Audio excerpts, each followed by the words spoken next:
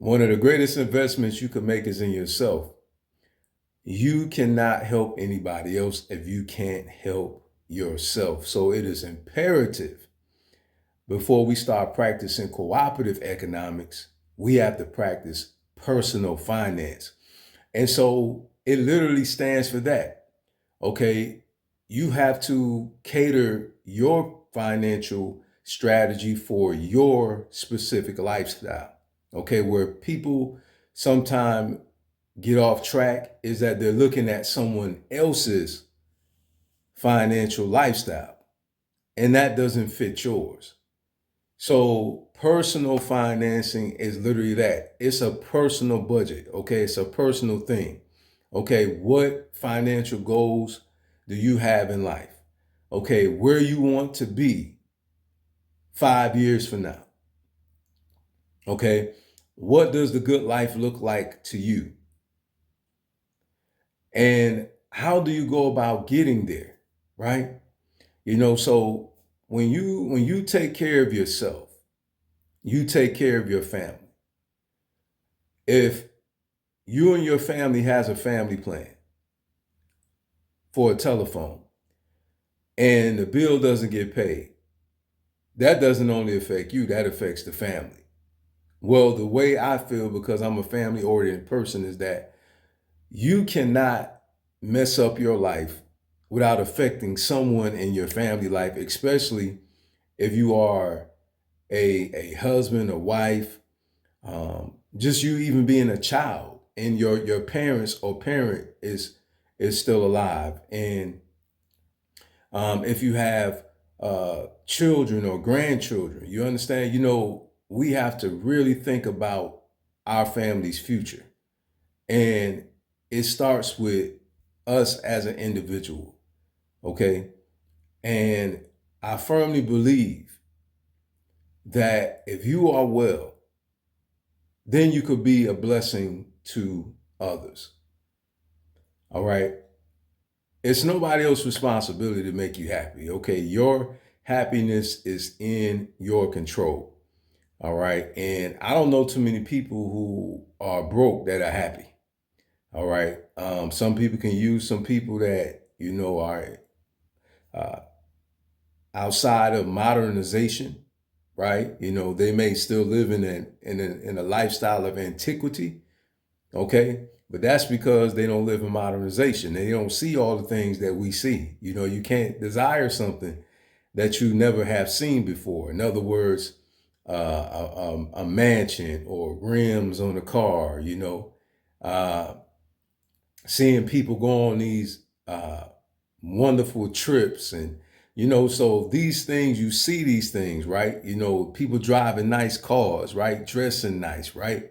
So when you see these things, you start to desire these things.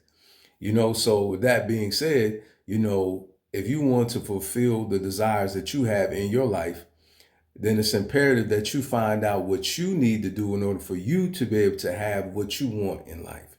Okay. I don't really believe that money is the complete source of happiness, but you can be happy when you have money. I know my wife, she tell me, oh, things are a little different now. You got a little money. And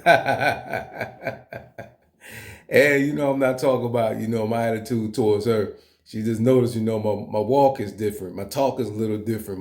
My attitude is a little different. I feel all right.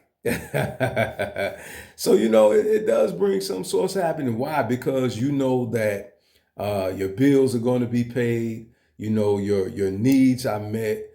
You can do some things that you want to do, and there's this verse said, I would have fainted if I wouldn't have seen the goodness, in the land of the living. You understand? So there is a joy that you do have. Now, ultimately, again, your mental wellness is paramount, and it does contribute to your happiness as well. So I'm not saying that just because you do have great wealth that it's going to contribute to your joy in its entirety, because I believe in balance. All right.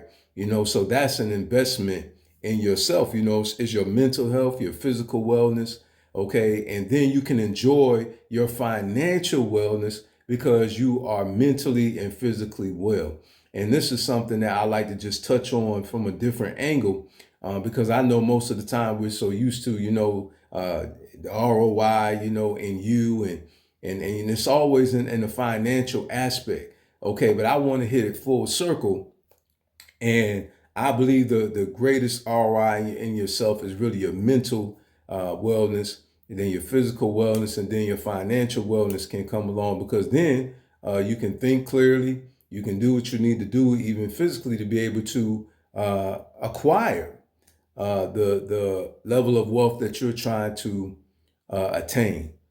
So let that be something that will sit on your mind throughout the week. And again, make sure that you invest in yourself, your mental, your spiritual, your physical, and your financial wellness, all of the above. Because when you're not doing well mentally, it affects you physically, and it ultimately will affect you financially too, because that's the reason why a lot of people end up doing uh, fundraisers, because of them being in a hospital situation where they don't have enough funds for them to be able to take care of their health situation. So again, look out for yourself in all spectrums of life, and make sure you have that balance. Again, invest in yourself, because when you take care of yourself, that's a blessing to your family too. And I want you to think about this as well. When your family sees you suffering, how do you think that affects them if they love you?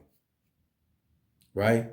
So let's think about that. Again, full circle spectrum. Okay, invest in yourself mentally, spiritually, physically, and economically. Have a blessed rest of your day, and may your week be the same.